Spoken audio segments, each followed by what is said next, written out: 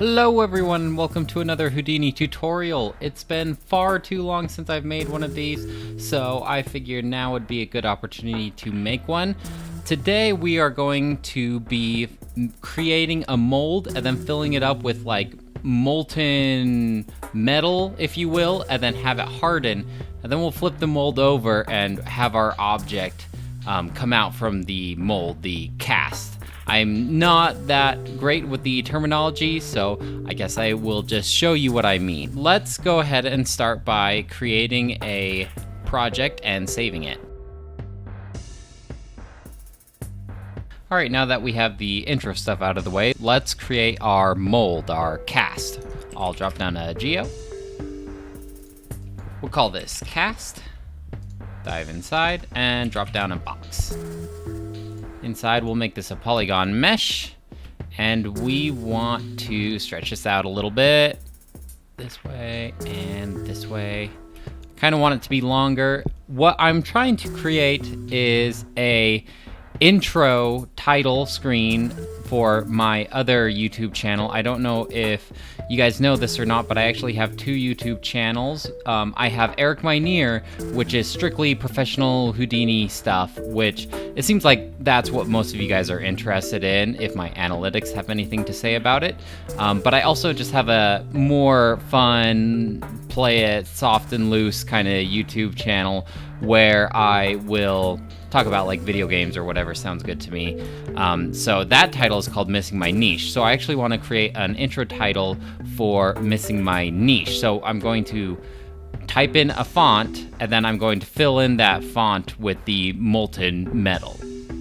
So let's make this actually like 20 by 15. I really don't want any spillover from the molten metal because I don't plan on making the background a static object and I don't want to deal with computing all that. So if we could just get it to stay on the box, that would be a lot more preferable. That looks good.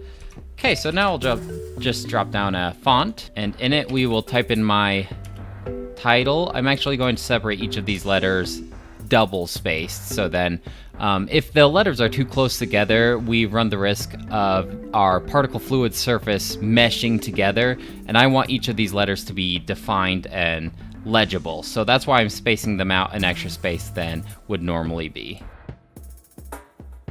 Looks good. Let me find my font real quick that I want to use. Looking good there. I'm going to hit the display flag on our box here so then we can see where we want our text to be. Let's rotate this 90 degrees. And my goal is I want it to flip over, so I actually want my text to be backwards when we're filling it up. And let's actually just drop down a transform node. This will give us a little bit more control over the sizing of our text.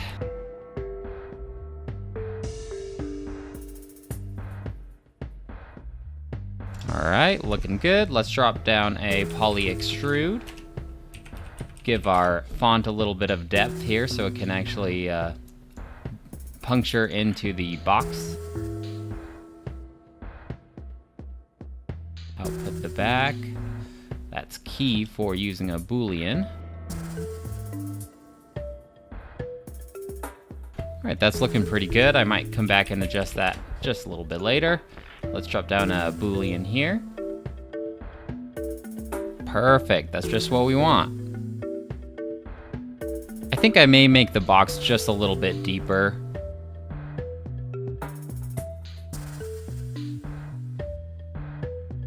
Okay, once you're happy with how your cast looks, and you can do this with any type of object, it doesn't have to be font necessarily.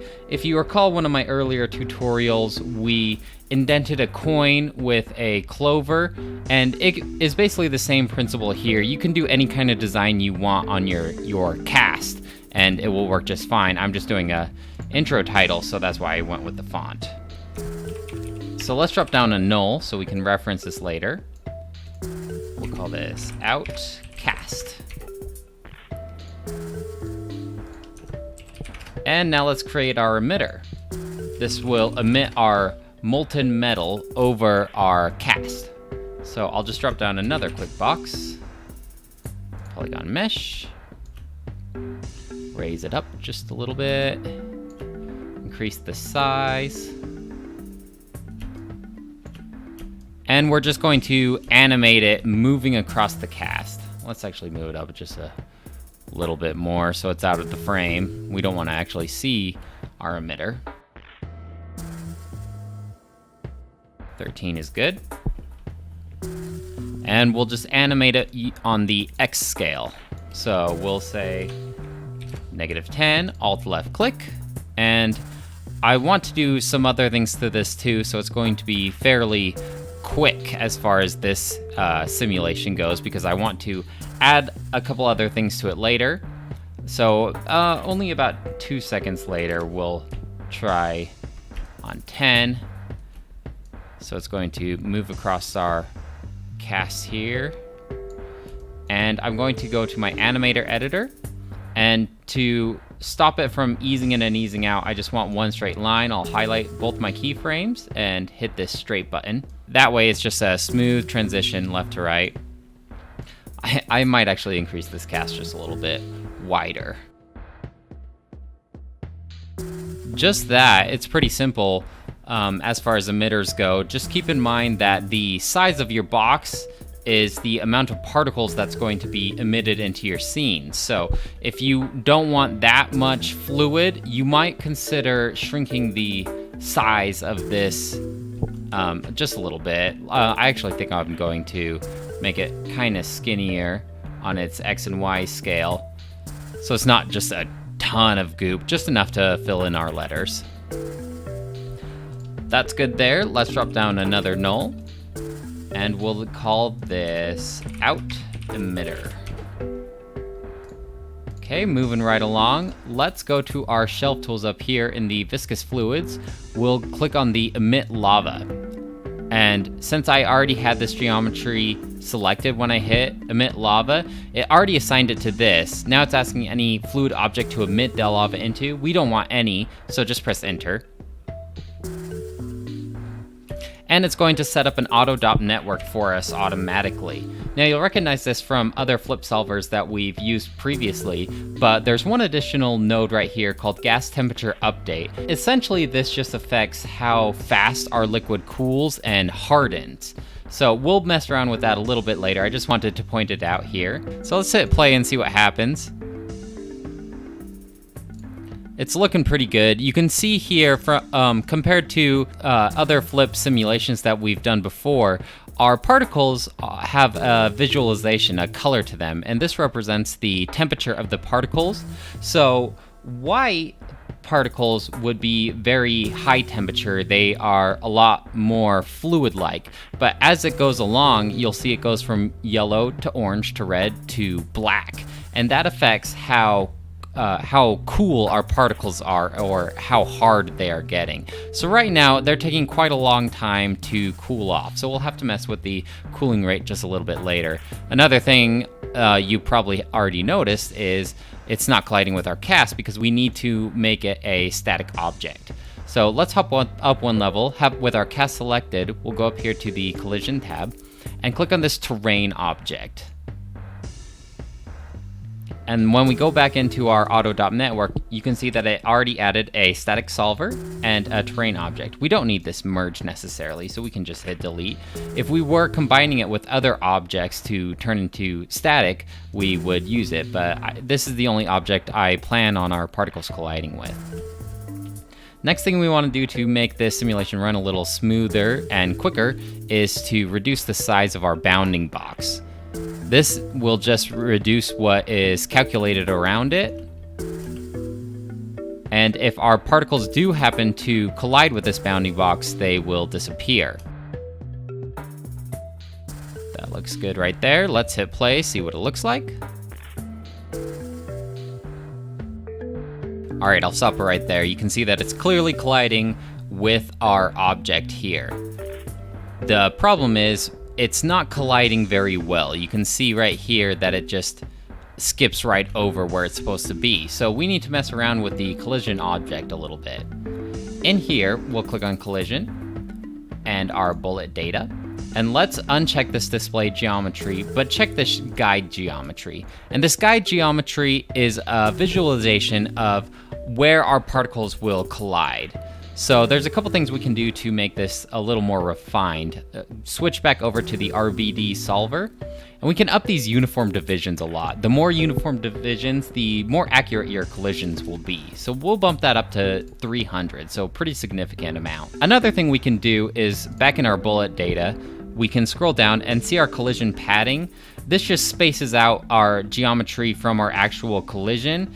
It's normally used to prevent liquid from leaking through where it's not supposed to. That can be beneficial when we're filling in a mug or something like that, and we want all of our particles to be contained. In this case, we want to shrink our collision padding because our font space is so small, we won't get an accurate reading unless we lower this pretty significantly, something along the lines of 0.002 even.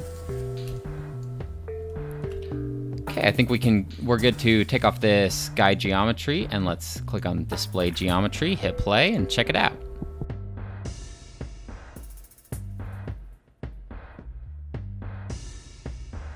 Alright, I'll pause it right there. As you can see, we are getting much more accurate collision than previously.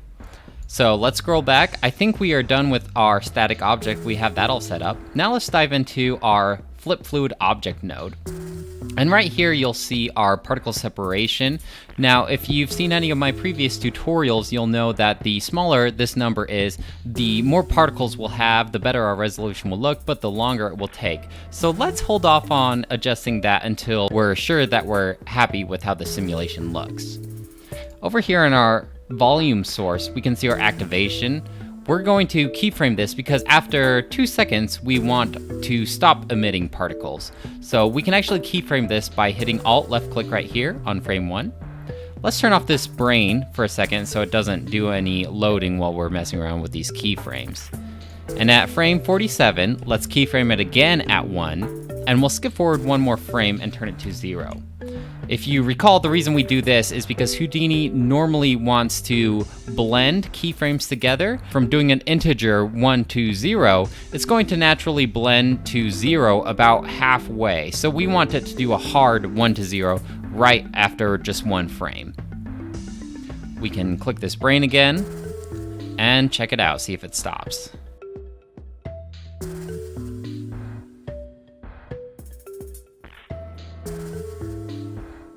We can see clearly that after frame 47, we stopped emitting particles, which is perfect.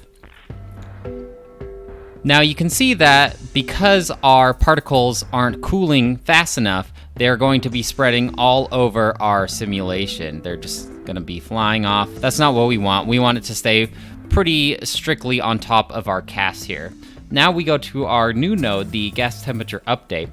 And we can up this outer cooling rate and this inner cooling rate pretty significantly. Let's try 0.6 and something along the lines of 0.2. And you'll have to play around with these numbers based on the size and how fast you want your particles to cool off based on your own image.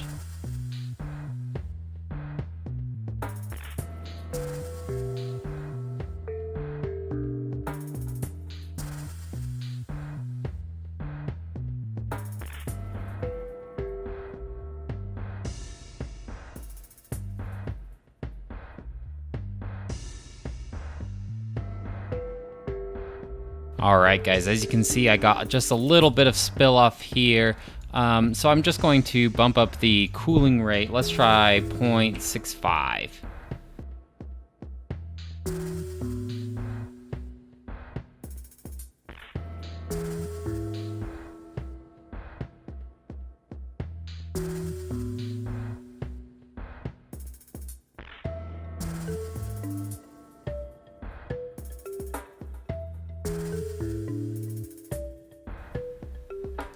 Okay, that's looking perfect.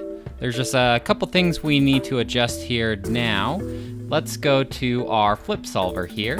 And in particle motion, under reseeding, we want to check this Reseed Particles. If you read the description, it can describe it a little bit better than I can, but essentially it avoids collapsing pockets of air forming during collisions, which is exactly what we don't want. We don't want any air pockets in these letters. We want our particles to fill in completely into each one of these. So we will check that, and we will also increase the surface oversampling. Let's double it to 3. And I think we have our simulation all set up. Let's decrease our particle separation now. Since I do want this to be the title intro to my YouTube channel, I do want this to look really good. So I'm going to drop this down significantly, something along the lines of 0.03. It's going to take a while longer to cache, but it's something that I'm just willing to deal with. And one last thing before we cache our simulation, we probably want to up the substeps. So let's go to the flip solver, and in our substeps, I kind of briefly discussed this earlier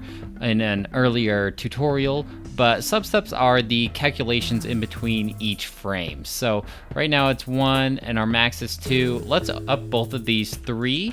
So we're telling it every single frame we want you to do 3 calculations, 3 substeps, and that'll give us a much smoother simulation than if we were only doing 1 substep. So if we hop up to our OBJ, and in our particle fluid here, when we did a shelf tool, it created this little network right here.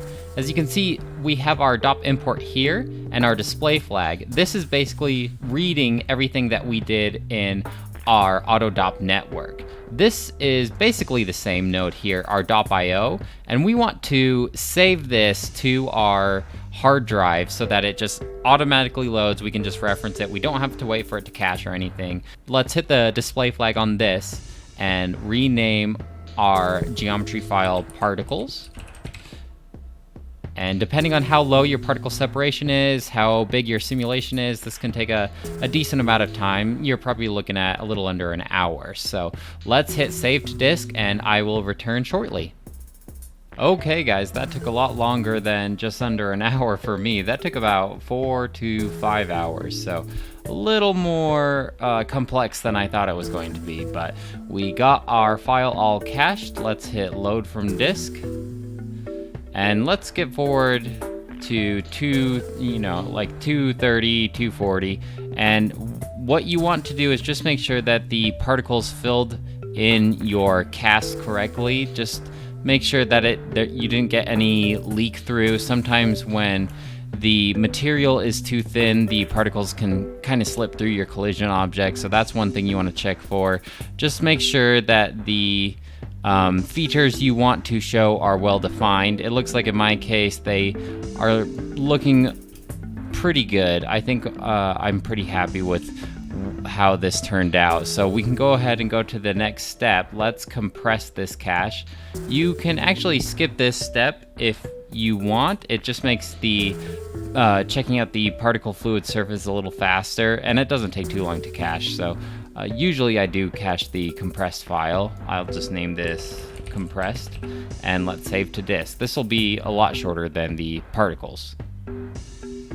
All right, we got that all cached up. Let's load from disk. So we have our compressed cache. Now we can go to our particle fluid surface. Let's hit the display flag on that. All right, we have our particle fluid surface. This essentially turns our particles into a mesh. So to see this more clearly, I'm going to hide other objects. So we'll hide our cast. And now we'll be able to see our mesh a little more clearly. I know it's still kind of difficult because it's all the same color. So this is where you just want to make sure that none of your features have blended together. We can do a couple things at this stage. You can lower the particle separation even more if you'd like. I think I get the best results when I keep it at the same as my original particle separation, so I'll keep that where it is. One thing I do want to change a little bit is the influence scale here. And the influence scale is how closely your mesh resembles your particles. So as we zoom in on this M here, you'll see that it kind of blended together. I want the features to be really well defined. So I'm going to lower this influence scale. Now, one thing to know, if you lower it to anything below 1, it's not going to work. You're going to get an error. Let's say if you did at 0, you're going to get an error. So the closer to 1 you have it, the closer it will resemble your particles. So let's do 1.1. And now you can see that the letters are a little more defined. One thing that you also want to check out is on the filtering tab. You can dilate, smooth, erode, or do a final smooth, and this just makes your mesh a little more defined, maybe a little more rounded if you're going for a nice liquidy look.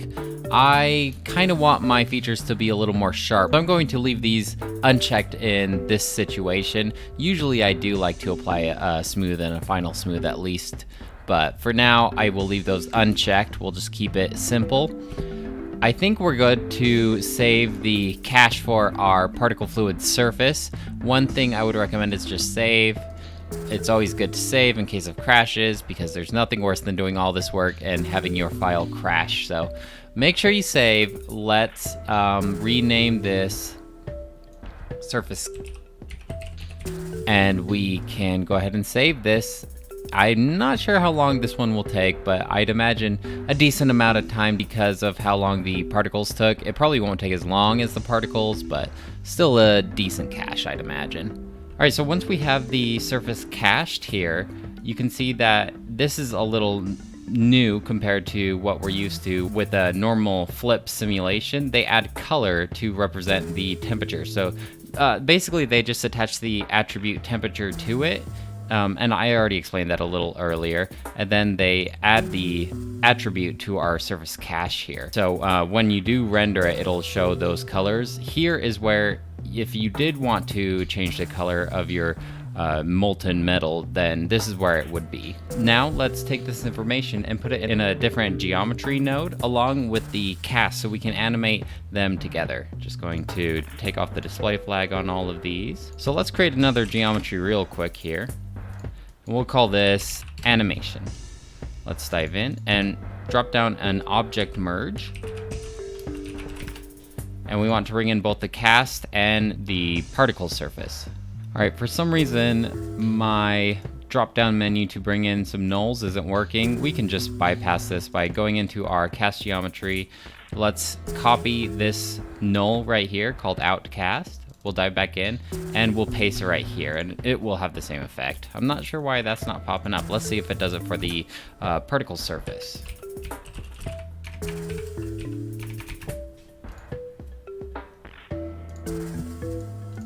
Okay, so same problem there. I'll have to maybe close my Houdini and open it up, and that usually tends to fix things. So we will just do things the old-fashioned way here. Let's copy that. Go back in and paste that. So I guess next thing we want to do is speed up this animation, because right now I want this whole process to take maybe 2 or 3 seconds, but right now it lasts about 5 seconds. So let's drop down a quick time shift, and we can do just a little expression here. Put the display flag here. So you'll see the keyframe $F, and that just means whatever frame that our timeline is on, have that frame. So right now it's on frame 1, it's going to represent as frame 1. So if we were to move to 35, it would represent frame 35. But I want this to be about 4 times as fast. So let's just go to our expression here. If we tap on this frame right here, it'll say $F. Now let's times it by 4. And that's just telling it to go 4 times as fast. So when we're on frame 1, it shows as frame 4. When we're on frame 14, it'll be 68, and so on. So after about 2 seconds, I want it to hold this position. Let's say it at frame 188. Let's keyframe it right here at $F times 4 and move over to 48. And here it says 192, so I'm going to hold Control, Shift, and left click here to take off this keyframe right here, and we want to set the keyframe at 192. So now it's going to hold this position for the rest of the animation. Let's go back to 47, it might have taken that off, it did. So let me just keyframe this real quick, $F times 4, keyframe that, Make sure everywhere else is still represented by $F times 4. And every frame after that is still locked on frame 192, which is perfect. That means our molten metal has settled and it's not going anywhere. So let's hurry and save real quick. And now I think we're good to animate our mold, and then we can flip our molten metal with our mold, and then we'll lift the mold up. So let's drop down a transform under our cast here, our mold. And after frame 48, when it's still, I want to flip this. So let's go to frame 48, and I'm just going to Alt and left click our translate and rotate. And I want to flip this in about 1 second. So at frame 60, we'll say, we'll raise this up, rotate it on the X. Let's say 90 degrees. Keyframe that. And then on frame 72, I want to completely flip it on the other side, onto the ground. So let's rotate this 180 degrees. And keep in mind there will be a little bit of gap because our molten metal will be underneath it. So I'll just raise it up just a hair. It's kind of hard to tell without a floor. You can add a grid if you want to see a little bit better. And let's keyframe this. So let's turn on our real-time toggle. And at frame 48, let's see what this looks like in 1 second. Okay, so there's a little bit of clipping into the ground right there. I think I may want to raise this up. And it will stay keyframed as long as you're on the same frame that you added the keyframe.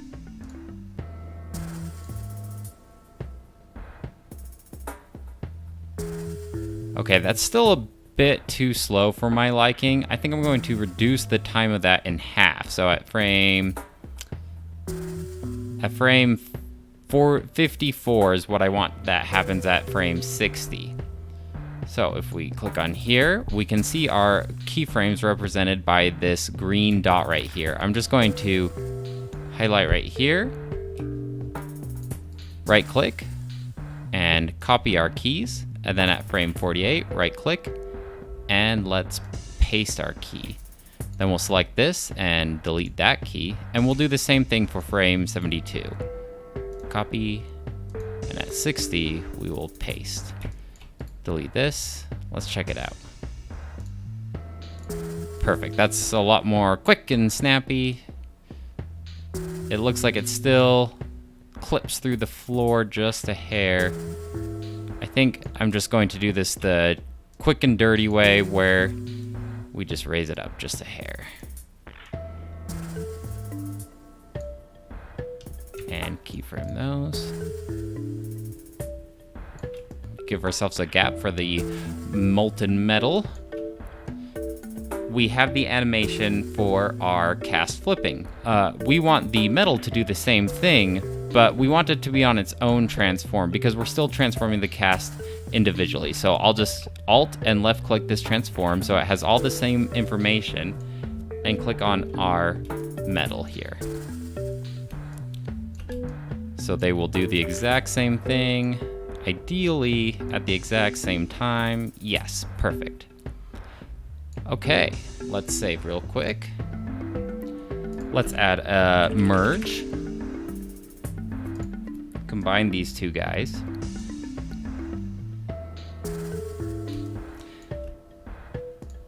And I'm going to create another transform, but we're just doing this to the cast because we want to lift the cast up after it's been placed.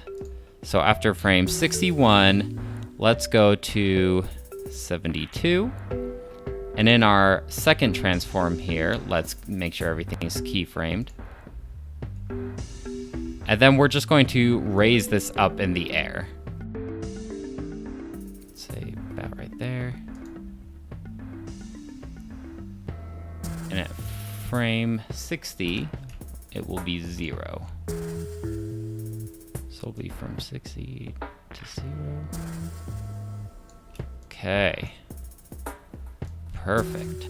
All right, so normally here is where I would attach shaders and materials, I'd make a backdrop, I'd add lighting, and I would add a camera, and then I would show you guys how I would go ahead and render this. But I don't think I'm quite done with this simulation. There's a couple things I want to add to this, so I think I'm going to end the video here. Normally I do my projects from start to finish, but I think in this case I'll stop it right here because we've already covered so much information for the day. So I think I will just do a quick flip book and I'll show you guys what mine looks like at the end, and we will end our tutorial there. I appreciate you guys watching, and I am curious if you guys would have done this process any other way. Like I've mentioned in previous tutorials, this is how I best learn, is through teaching. So if you have any suggestions for me on ways to better a simulation similar to this, I would very much appreciate it. Also, if there is anything you would like me to try and tackle that you're trying to learn how to do yourself, I think it would be a fun little challenge for us to try and figure it out together. So I'm really just looking to build a community and we can all help each other. Whenever you guys interact with my videos or leave comments, it always makes me so happy. I've only encountered the most friendliest of people, and it always just makes my day to see positive comments on my videos. So please keep it up. I love hearing from you guys. So tune in for next video where we will add even more to our metal cast. But as for today, that should be all. Thanks for watching. Bye!